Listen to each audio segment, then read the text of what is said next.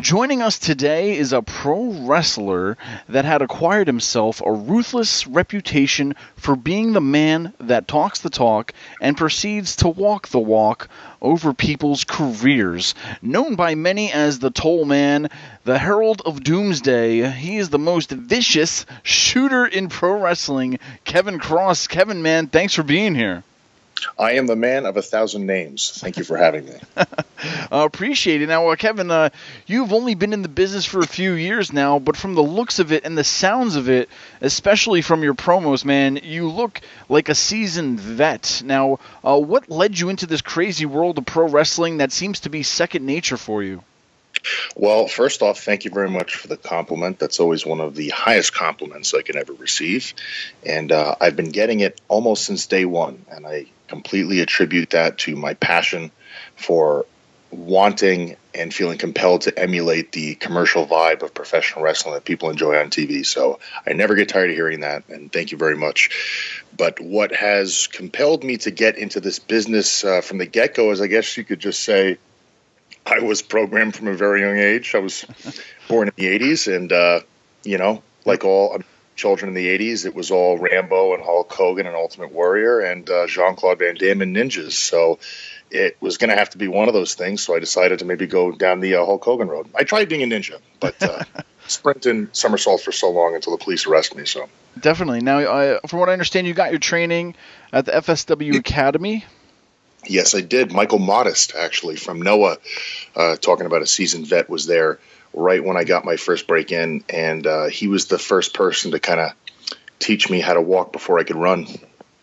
Sure. Now, from growing up to watching it on TV to now living it, going into the training at least, I mean, was it just seeing the opposite side of the world, if you will, to where, now it's a whole new world for you. Getting into it, did it scare you? Did it make you happy? I mean, I don't know. I mean, you're in it, you're doing it, but I mean, what was your first impression of just training, I guess, to be a wrestler?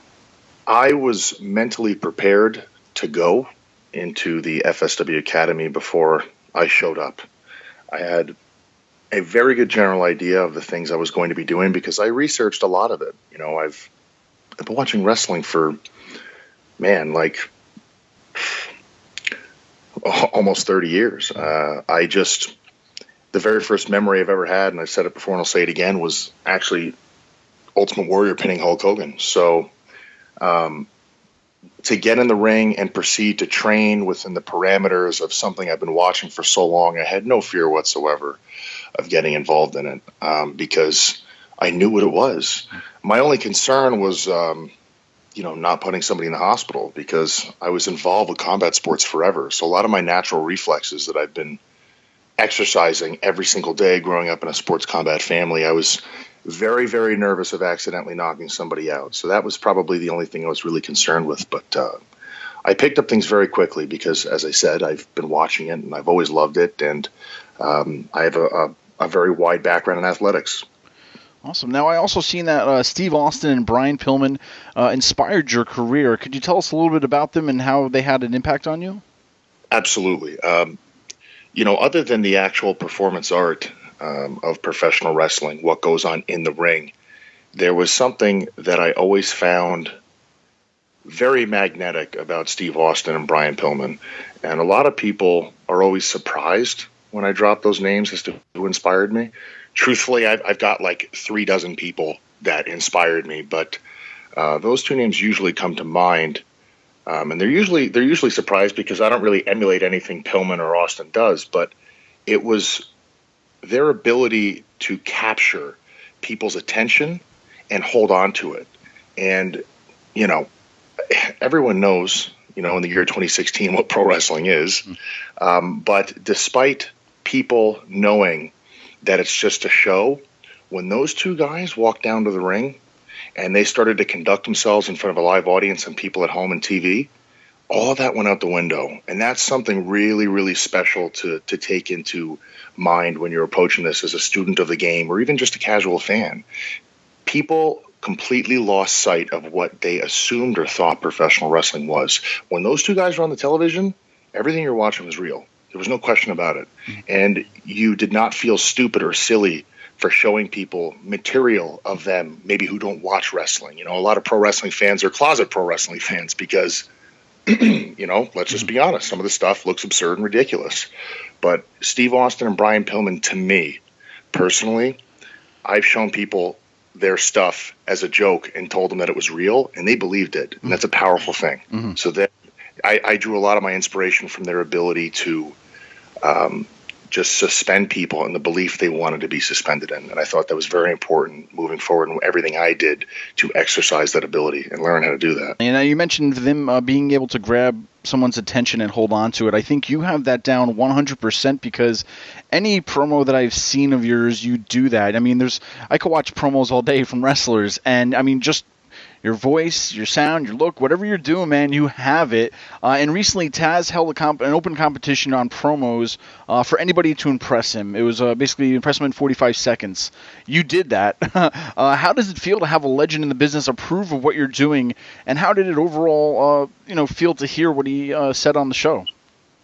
Well, I mean, that was pretty awesome. It was a great feeling for someone who's seen everything in the business.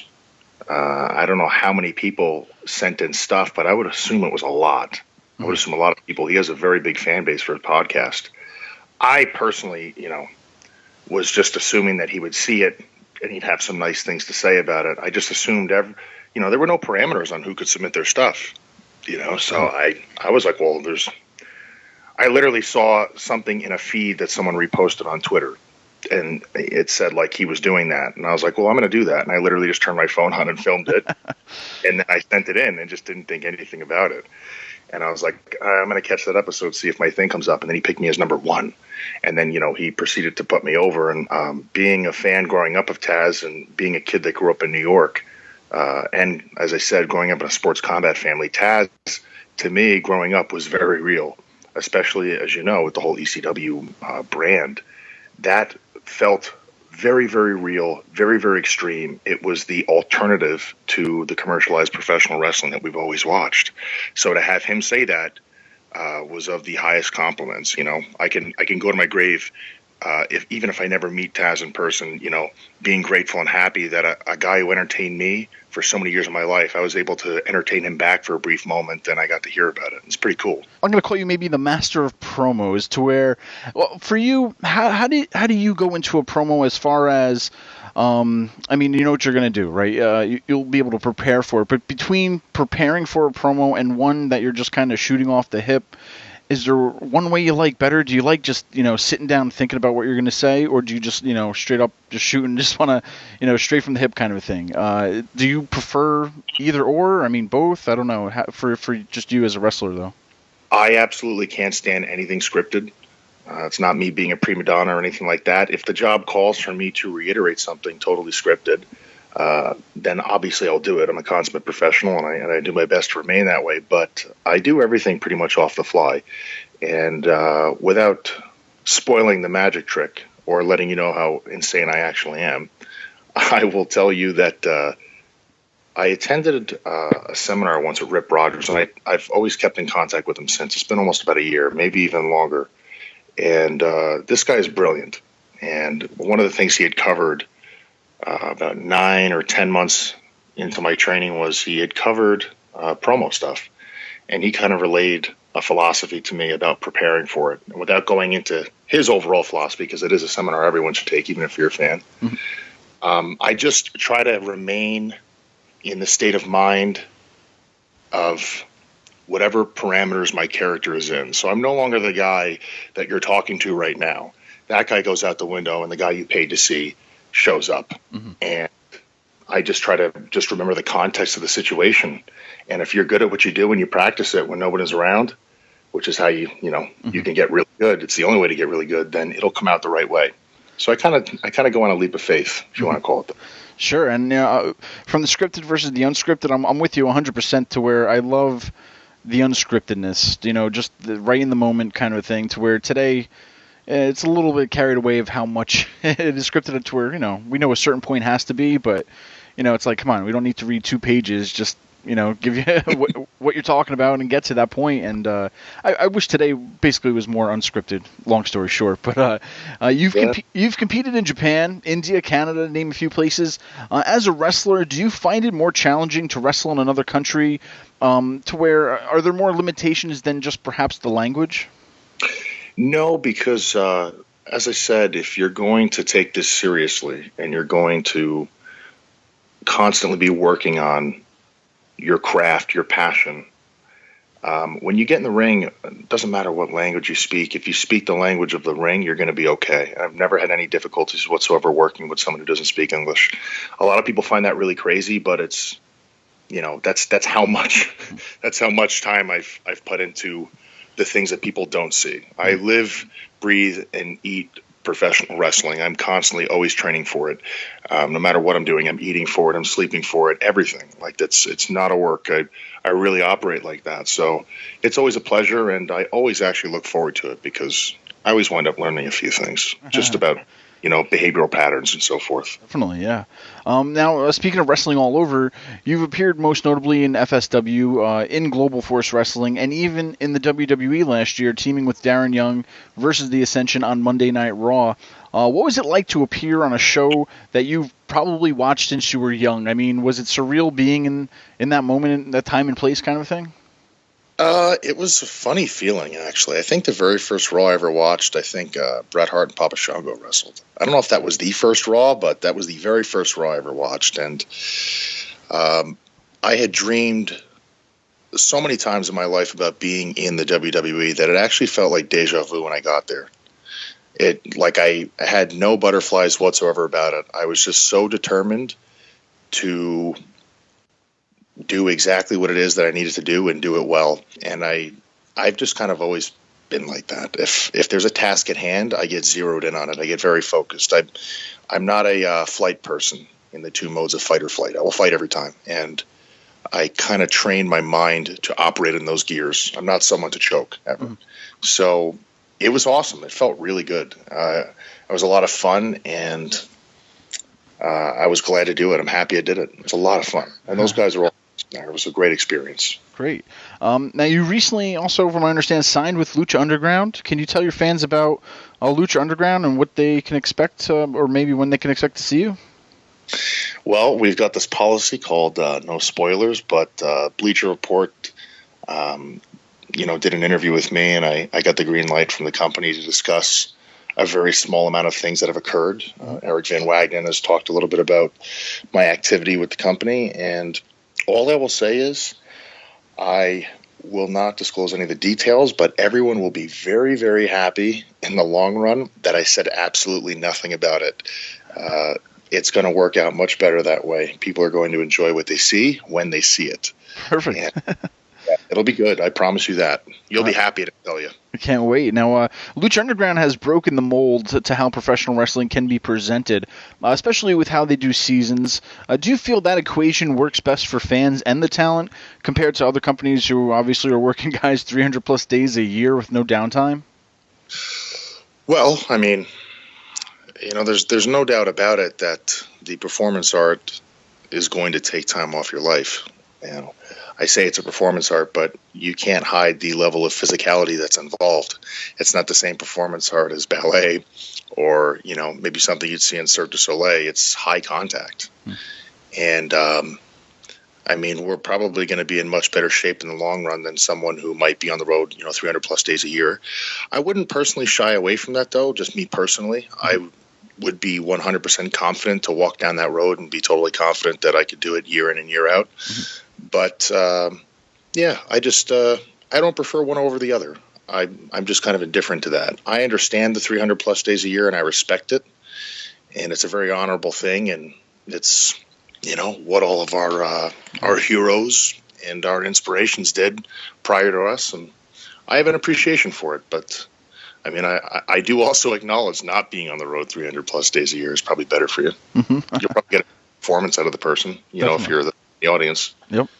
Now, you also this year, you were the first ever winner in the inaugural Bill Apter Invitational. Can you take us back to that and how you got to be a part of it? Yeah. Bill Apter and Charlie Hartman wound up reaching out to me at a certain point in time. They were both really impressed with my work, really impressed with the promos, and said that they were going to be launching this brand new thing in North Carolina. They said that they had handpicked me to be a part of this and wanted me to compete against Cedric Alexander. And I was like, absolutely. I was very happy about it. We went in there. Cedric and I killed it. And I believe he was knocked out in the finish. And that was the very first Bill Apter inaugural invitational. I won that via knockout. So that was pretty awesome. And just being in the ring with Cedric was a great pleasure. It was a great honor. And I think if the right people are looking out for him, that guy could be the future of WWE because, people feel what he's feeling. And he's not just another high-flying professional wrestler. That guy captures every single moment and optimizes everything he does. And I was very glad to get that match with him before he went over there. Mm-hmm. Now, who would you say are a few active guys on your bucket list that you would love to work with, and maybe who are a few inactive guys that you wish you had the opportunity to work with? I think that one of the best matches I'm probably ever going to have in my career is going to be against Phoenix from Lucha Underground in AAA. Somewhere we've worked before, and I have a feeling that the next time we step into the ring for everyone to see it, it's going to be something pretty amazing. I have a feeling people will be talking about it for a very long time. Phoenix would be one of them. Pentagon, obviously. Johnny Mundo definitely is way up there. I think we're going to have a killer match. In the long run of things, people might be shocked by this one, but I would be very, very interested in getting a match with The Rock because he comes back every once in a while. Sure. And we were talking about earlier those people with those magnetic allures and personalities. I mean, this guy has transcended professional wrestling, and he's done a lot for the arts and for the WWE. He's brought a lot of eyes that would have never watched professional wrestling into professional wrestling. And anyone who doesn't understand that should really think about it and appreciate it. You remember back in the day, everyone used to call him a sellout and this and that. Yep. Because they were butthurt. They missed him. It was their way of being angry. He had moments where they loved to hate him, and then they loved to love him, and then they hated to love him. So I mean, it was, he's probably one of the best ever. And getting a match with him or Brock Lesnar, who I've wanted to compete against for a very long time, I think I'm going to have to get those matches in at some point in my career, and I have a very good feeling it's going to happen. Definitely. Now, besides yourself, who do you think is the best today at cutting a promo? Oh, man. I'm going to have to say Bray Wyatt. Mm-hmm. I'm going to have to say Bray Wyatt. I mean, he's the first one that comes to mind. That's the first thing. Mm-hmm. You're talking about pre-tapes. You're talking about live. This is that guy who, he's cut from that cloth that does not exist anymore. He reminds me at times of Jake Roberts. He reminds me at times of Roddy Piper. He's just got so many shades of people, but it's not as if it's their material. It's still him, but he has that, you remind me of somebody who was really good. And all of the people that were really good were, people that you'll never forget about. They created timeless moments. And I feel like Bray Wyatt has created a lot of timeless moments in the WWE. And I think anywhere he goes, if he chooses not to stay with them or goes somewhere else, I think you're always gonna get that out of him. That's something that's in him. It's not in the post-production. It's not in the cameras. That's him. He's got something that you can't teach. And I would say no one can even get close to him right now. Not at all. He can make you feel whatever he wants you to feel. Can't say enough good things about him. Well, Kevin, we barely scraped the surface with you, but for everybody listening out there today, if you could maybe offer them one piece of advice for any of future superstars who are looking to get into the business, is there anything you would offer them? Well, not to put things on a grim note, but I would tell everyone to get a post-secondary education. And that might sound kind of crazy, but in the grand scheme of things, it's high contact physicality, and if God forbid you get hurt in the ring, you might get hurt in training. And if it is your source of income, and your only revenue, and you get injured, now you have no source of income or revenue. So it's always good to have something that you can fall back on immediately, and not like you're having to go around passing out resumes. You know, it's always noble, and it's always nice to see enthusiastic young people trying to get into the business, but you know, it's just not wise to put all your eggs in one basket. Even a professional NFL or NBA player will be able to tell you that. Baseball as well. Hockey. I mean, if things go sideways and you got nobody to depend on, you got to depend on yourself. So I would tell them that first. And secondly, make sure that this is something that you love. Because if you don't love it, you know, it's going to be tough because it does not love you back. Definitely. Well, Kevin, man, we wish you nothing but the best. But before heading on out, where can the fans keep up with you on social media? Social media would be Twitter. Killer Kross is the handle across the world. On Instagram, Kross is going to kill you because I may actually. And Facebook, there's 2 pages. It's a fan page, Killer Kross. Facebook page where you can contact me directly, Kevin Kross. And as well, I have a T-shirt store up on ProWrestlingTees.com. Help spread the word because they do not want you to know about me. Well, Kevin, we thank you so much today, and we wish you nothing but the best in your future. Thank you very much. I'm going to be on your TV soon terrorizing you and your family, so make sure you tell all your friends about me.